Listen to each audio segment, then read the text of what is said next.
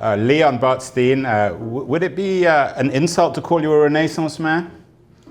It would be false. Well, you're about as close to a Renaissance man as I've met. A music conductor, a musicologist, an academic, a president of a top university. Leon, you travel around the world a lot. I know next week you're going to be in Russia. You spend a lot of time in Europe. Do you think that democracy is in crisis around the world? Well, I think democracy is harder than people expected. I mean, to say it's in crisis would assume that it ever really worked very well. I'm not sure that's true. But if you look at what the aspirations for democracy are, what's peculiar about democracy is that the aspirations rhetorically are very high. And therefore the gap between expectation and reality is more painful. If you're under tyranny and autocracy, your aspirations are very low. You're relieved even if it is not as terrible as you think it might be. The democracy is the other way around. The expectations are very large. You talk about freedom and equality and justice, and you talk about sense of power and responsibility of the individual citizen, and then it doesn't exist. And then you think, well, there's too wide a gap. That's why dissatisfaction with democracy is so intense. But democracy has never really been realized, in my view, in my lifetime, certainly in... Where's the closest it's been realized, Leon? Probably, I think the closest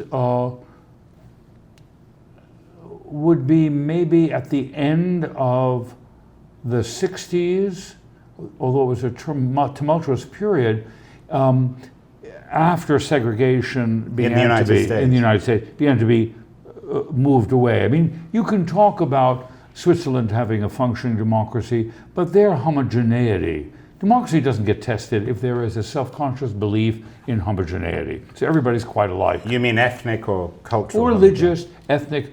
So when dealing with someone who is not a stranger in character, it's very fashionable to talk about the other.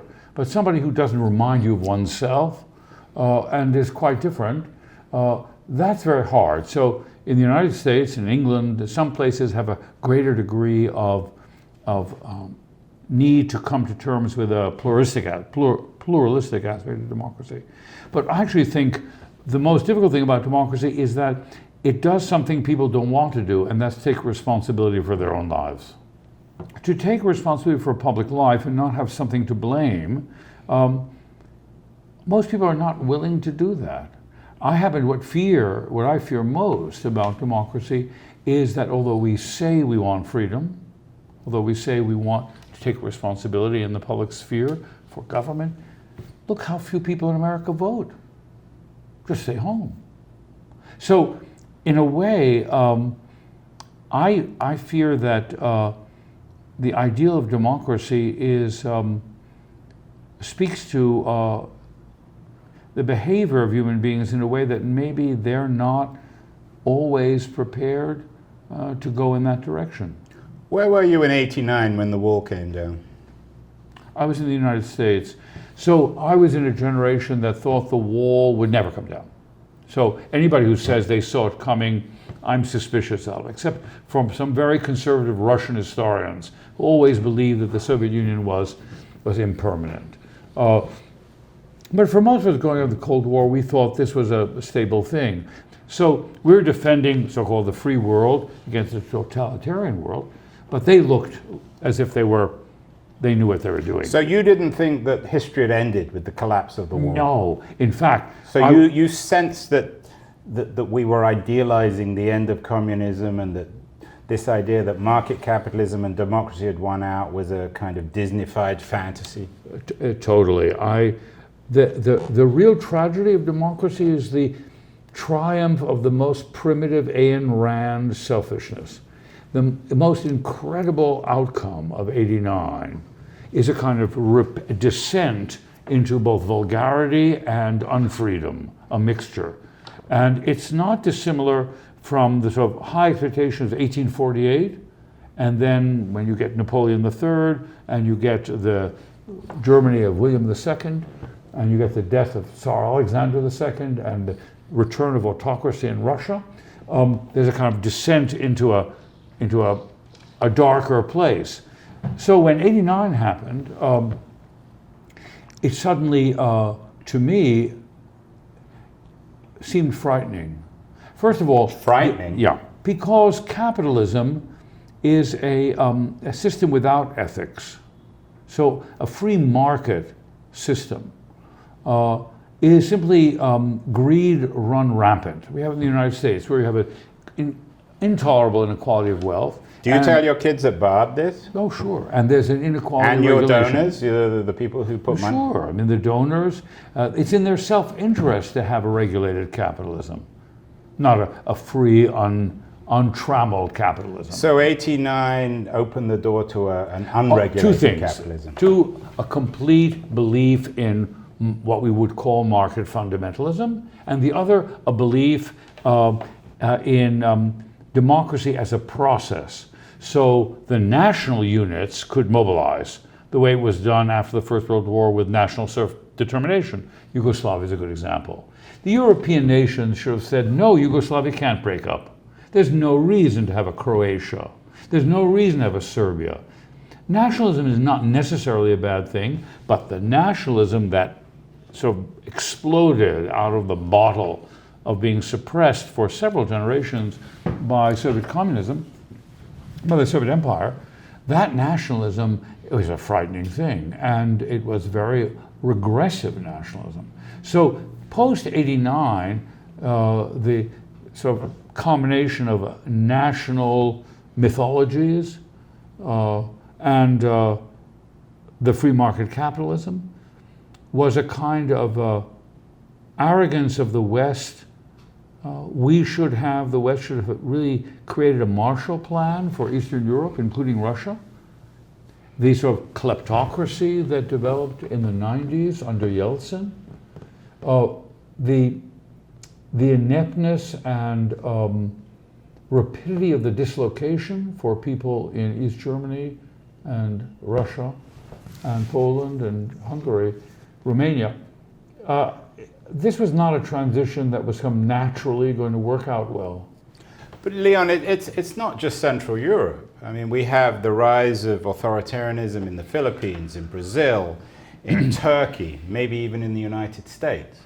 It's a global phenomenon, isn't it? Well, it's a global phenomenon because actually, in my view, there are several things that militate against democracy. First of all, democracy requires a public space in which people participate. With the internet, you have a virtual public space which is not a public space. It looks like a public space. So you sit behind your machine, or so it's Facebook, Google, whatever it is, whatever social network you're in, or even the internet, and therefore you're not communicating in a shared public space in which issues of politics can be negotiated.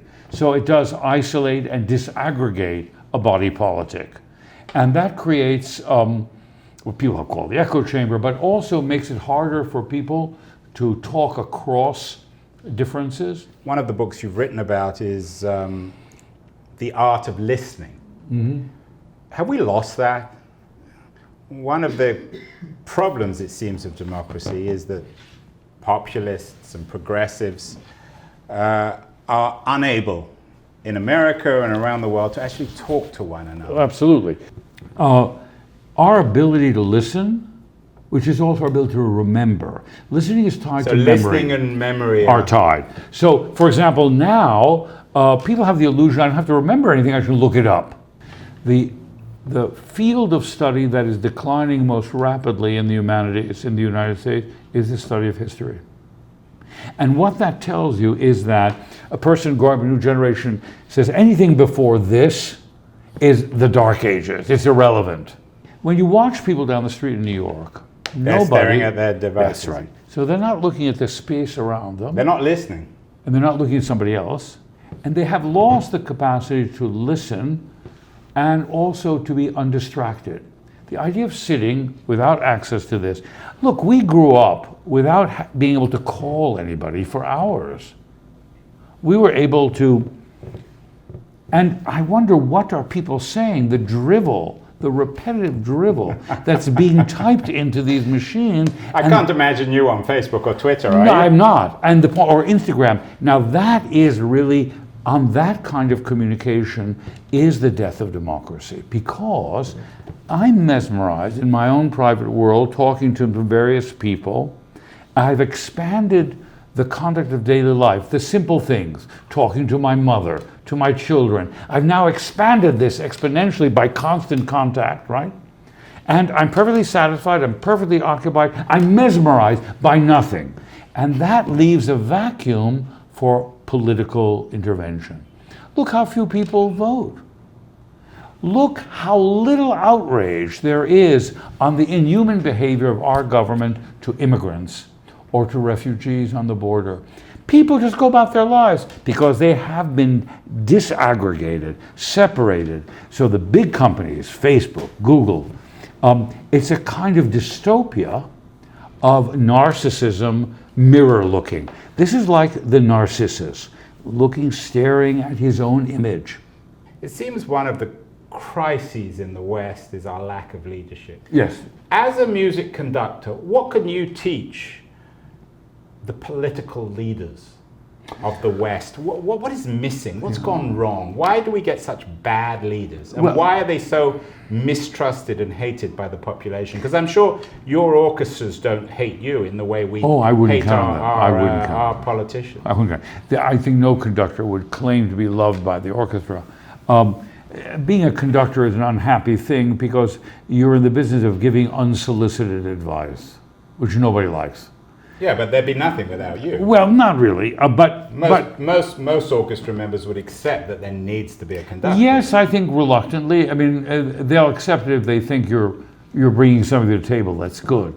The key to conducting well is to understand the balance between the respect you have for your colleagues and to lead them not by authority but by persuasion. There was a conductorial time of dictatorship. Artur Rodzinski, for example, came to a rehearsal with a revolver. He put a revolver on the podium. So, there's no brainer. The guy's got a gun. I'll do what he tells me. Did he ever shoot anyone? No. But that was the kind of model of the autocracy.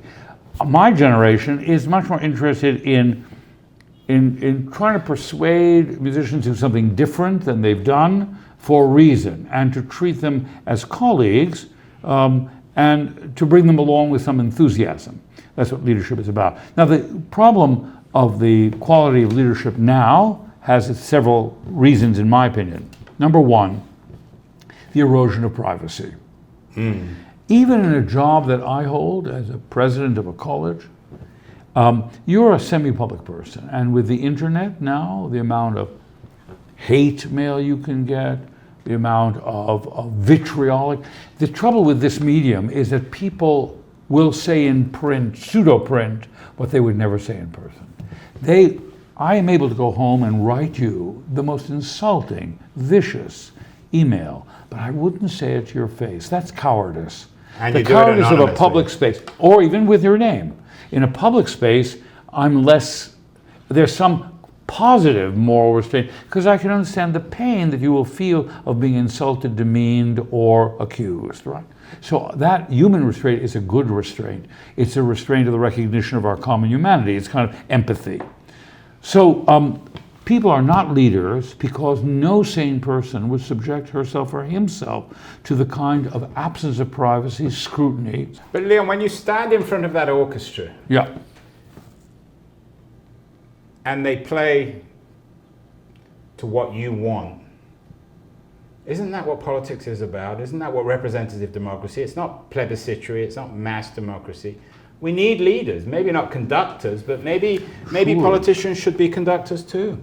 Yes, you need leaders, but in the conducting, you also discover that things you wanted to happen weren't quite right, and you have to be willing to change them.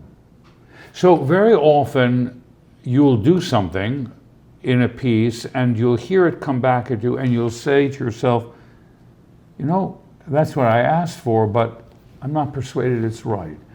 The crazy thing about the whole running for office is the kind of inhuman speaking that these politicians do. First of all, double talk, because they never want to say anything for which they could be criticized.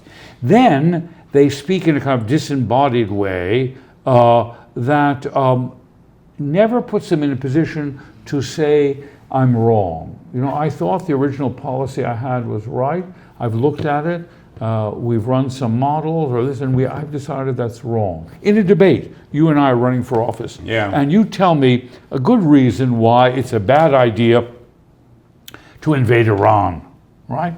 And I'm sort of eager, you know, I have good reason to invade Iran, and I listen to you, and I think, you know, you may have a point.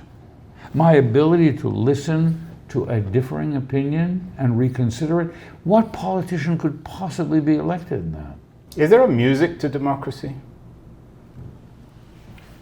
There are music to democracy. It's a very good question. Inherently, we associate certain kinds of pieces, the Ninth Symphony, for example, the last movement, with democracy. That's a conceit.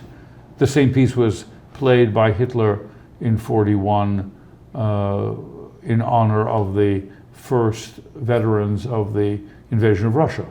So it's hard to make an argument that there's an inherent connection with music and democracy. But my question was really about how we're going to get people to be inspired by democracy again. Because it has to music, you know, you talked about the last part of Beethoven's Ninth Symphony, which is, anyone would listen to it, is deeply inspiring. How do we rebuild democracy to make it inspiring, musically or otherwise? You have to give people a sense that they have a stake and their life will be better as a result. The trouble is thinking the non-material parts of making your life better are not attractive to people. That's what worries me. Why should I think? Why not buy the opinion off the shelf the way I buy the cleaning fluid off the shelf? Why do I have to invent it myself? I don't make my own clothes. I buy it off the rack. So why don't I buy ideas off the rack? Why do you don't buy that bow tie off the rack, do you? Oh yes, it's made by. Yeah, I don't make it. Oh, you do? No. But so what worries me is that what makes someone feel better? I actually think democracy will happen when people see more to life than what they can imitate from either media or on the shelf. So for example, an ordinary sunset. It's a beautiful day, right? And I'm looking at the sun go down. Who is the happier person who's less motivated by envy or hate? Is the person who can see and have associations that comes from learning, whether it be poetry or painting or music, with that sunset. It doesn't look like a sort of boring routine. Who sees in the ordinary detail of life something that is rich and fascinating. My grandfather was incarcerated in both the ghetto and in camp in the war. And the thing that I learned from him is that his knowledge of poetry, of music, his ability to think, you know, he had studied philosophy and religion, and by himself, stripped of everything, his clothing, his dignity, his wedding ring, everything, they could not strip him of his mental faculties. We run the largest prison education program in the United States. We give prisoners in 6 prisons in New York State, 300 of them, a free college education. When they speak, they're still incarcerated. When they get their diplomas in prison and they still face 5 or 10 years of a prison sentence, you should hear them talk about the meaning of freedom. They have defined freedom no longer as being able to go shopping or drive your car around or walk down the street, but the freedom of their mind to wander. No jailer, no corrections officer, no bars will prevent them. Once people see that that is the essence of freedom and they get joy from it, the reward, the sense of intensity. There's going to be a film that Ken Burns has done called College Behind Bars, which is being released in November on this program, which has been around now for almost 20 years. But the tremendous sense of liberation that the training of the mind. So there's an inherent link between democracy and education. Unless we improve the education, then people will be satisfied with just being manipulated by the people selling them something. So the hope for democracy is to develop the ability for people to find meaning and value by their own activity, and therefore they suddenly realize, even they're amateur artists or musicians or they're amateur, whatever, they do something in the world which makes them empathetic to protecting their own freedom and realizing that in order to protect their own freedom, they have to protect your freedom. Even though you're a different color, different gender, you do something different. And that's hard, not easy. And for that, a person has to have stake in the world. And they can't be hungry, desperately poor. They can't be left in the dust. In die tiefsten Felsengründe lockte mich ein Irrlicht hin, wie ich einen Ausgang finde, liegt nicht schwer mir in